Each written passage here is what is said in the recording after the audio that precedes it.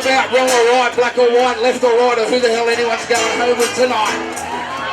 It's not about conservatories full of dictionaries written by democracies owned by conspiracies. It's not about who you vote for. Who do you vote for if you don't want a war? Who do you vote for if you want to know the real story? It's about what you do when you get up and go about your day. It's how you treat yourself, how you treat your neighbour, and how you treat Mother Earth. It's about you and me and that great big old green tree. Standing together under this one yellow sun. Understanding we are indeed one. Yeah, baby. You, me, and that great big old green tree. Standing together under this one yellow sun. Understanding we are indeed one. We are Mother Earth. And we are happy. Happy Mother Earth. Take it away, come on.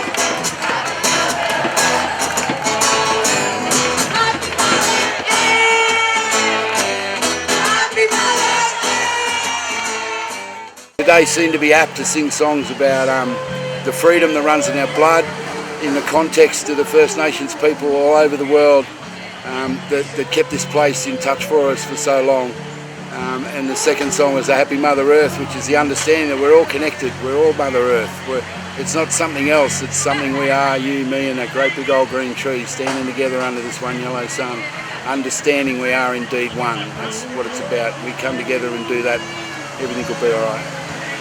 Now, my speech isn't today about being in the military. So with smartphones in our hands and what seems like the world at our fingertips, we no longer take time to retreat and reflect. We're not taught to question the world anymore, but rather given the answers and praised to regurgitate them. It's not that they're stupid, it's that they've never been encouraged to think outside of the box, outside of the textbook, outside of their job description.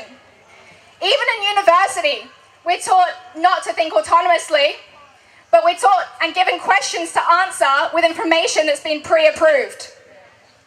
That is not free thinking, and that has been built into our system for over 100 years. This is what our schools are based on.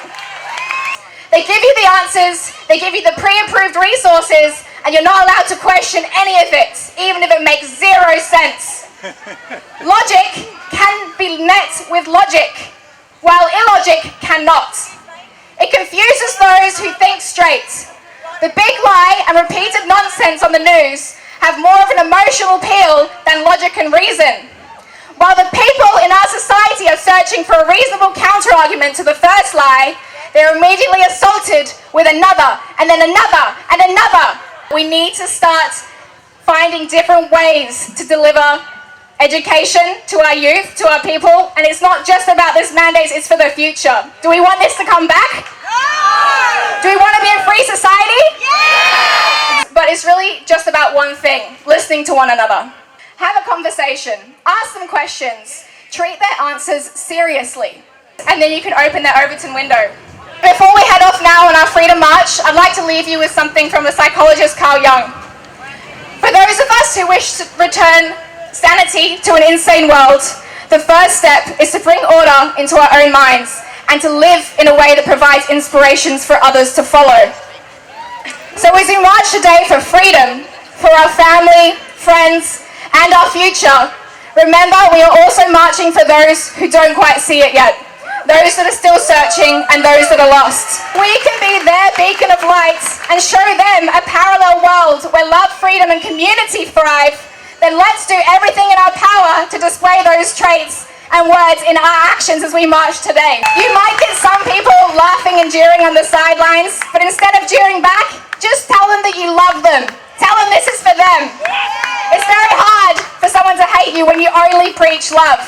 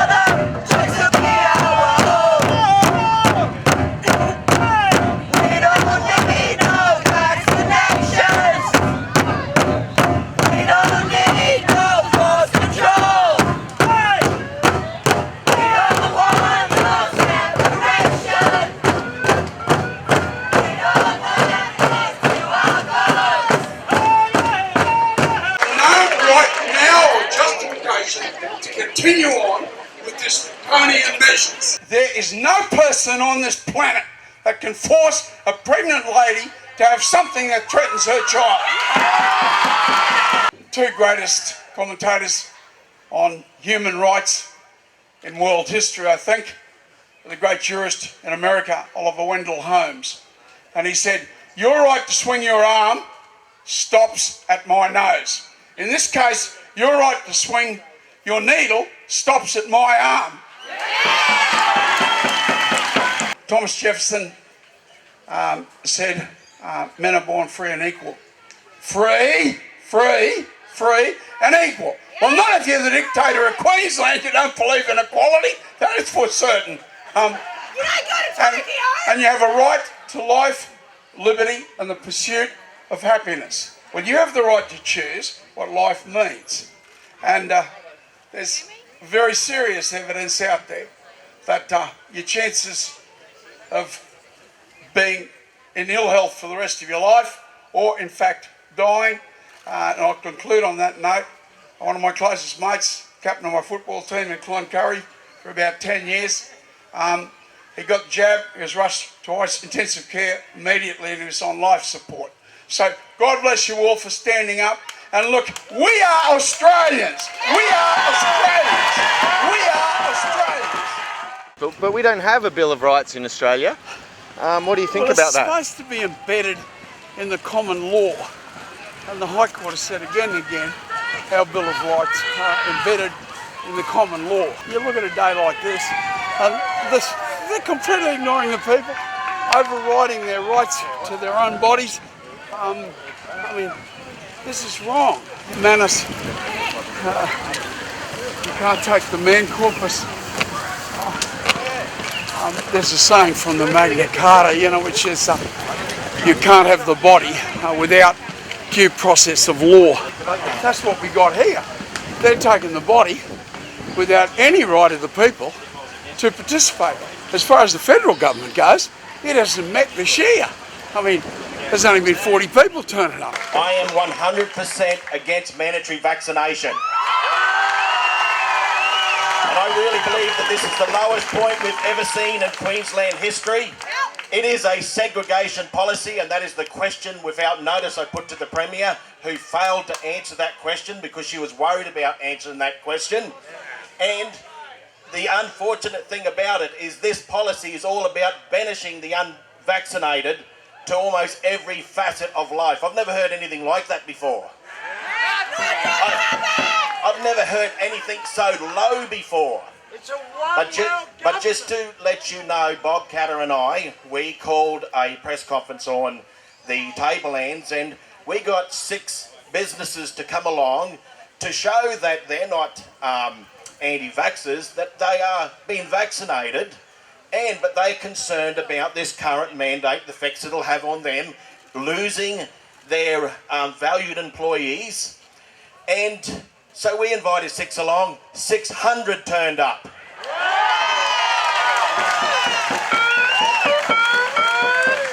And those 600 that turned up, they were the vaccinated and the unvaccinated, and they were there because they were saying that we have had a gutful, this is undemocratic, this is crossing the line, this is going too far, and we want to throw this out. And could you imagine what those who jumped out of the trenches and died for this country, could you imagine? Can you imagine if they had to come back to Australia after defending this nation and they said, oh, you've got to get an ejection, and if you don't, you'll be banished from society altogether. Well, that's what this government is doing to us. I just want to acknowledge Councillor Oles. And I heard that he's left his party, and that's what true representation is about. It's not about political career. It is about representation of the people at all costs. So just one more thing, and it's a bit of a guidance here, is the Livingston Shire Council. They put a motion and opposed it, as you've already heard. We need to get all the councils on board. We need to get members of Parliament, just keep hammering these buggers and put fear in them, because we are angry. So, ladies and gentlemen, we're committed. We're going to keep up the fight. We're not going to give up on this. Somebody counted 3,500, somebody else counted 5,000. I'm going to put it in between that and put it at 4. We didn't see any mainstream media here today. They don't want to know about it. They're gaslighters, and it's obvious now the gaslighting is not working. A lot of regular folk. There was, I met a corporate rescue officer who works in multi-million-dollar companies, and they're single mums, and there was carpenters, and there was electricians, and there was doctors and lawyers and nurses and teachers. Everyone is here. Everyone who has some common sense, everyone who doesn't like gaslighting or coercion, we're all coming together. The left and the right politics is dissolving really quickly, and people are coming together behind just real values about community, about choice, about supporting the people in the community, not about segregation. Nobody wants segregation. There's a lot of people out there that do believe in the vaccine, and that's fine, and they are taking it. But most of those people don't want anybody else to be forced to take it. They're just normal people. We're just normal people, and what's happening is that the government is trying to radicalise us. And so, yeah, the language that we're trying to use is more about coming together on a level that is akin to a new way of doing things, where we're not fighting each other in a political left and right sort of spectrum, but we're more just coming together and saying, what do we need to do for the community? How do we get together? How do we be good humans in this community? And that's not politics. That's just family, community, human stuff. I haven't watched TV for a long time now, and long before I stopped watching TV, I stopped watching commercial TV, and I stopped trying to take in marketing, because it is truly that. It is a bullshit fountain. They talk about great salesmen could sell sand to Arabs and ice to Eskimos. I mean, who'd want to go out and set on a task to even do that? And the dollar and the greed and the motivation to try and sell ice to an Eskimo is just what's wrong with the place, mate. And so, yeah, we need to get back to doing things for real reasons and not for the might of the mighty dollar, and to get involved in the bullshit fountain. I mean, it's propaganda at best, embellishment, if you want to call it that. Some slick Audi driving advertising executives dream come across the screen to make you buy something you don't really need from somewhere you don't really need it from. It's not about life, mate. It's not actually even about minimalisation. It's about the understanding of what you really need, what we need as human beings and part of this great place. And what's happening here today is a freedom rally for people that are opposed to the mandates that are causing businesses and places around to be discriminatory and to judge people's freedoms based on a medical operation. And we've all come together, whether we've had the operation or not, to just say that we have a choice, and we're all individuals, and our choice should be respected, one and all. And that's what it's all about, friends and connections and energy. It's not about the colour TV and the coffee table. It's about big love. That's what matters. Aroa Hanui, the love of all things, the love of the ocean and the trees and the grass and the sand. Big love. We're spare tire politics. And just remember, even if you're going home by yourself, you won't be alone, because we love you. Thank you so much. You all rock. You